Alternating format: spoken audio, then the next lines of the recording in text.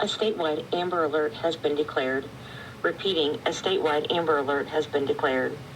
The Stark County Sheriff's Department has requested the activation of an Amber Alert from North Judson, Indiana, which is 121 miles northwest of Indianapolis.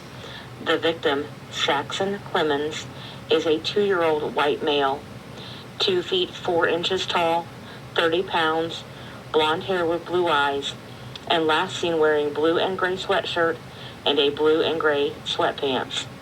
Saxon was last seen on Thursday, February 5th, 2026 at 3 p.m. in North Judson, Indiana, and is believed to be in extreme danger.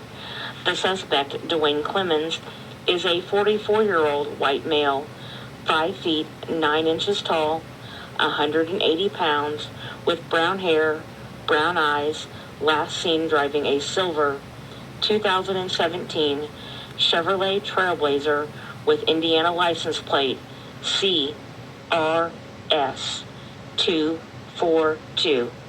If you have any information on this incident, contact the Stark County Sheriff's Department at 574-772-3771 or 911.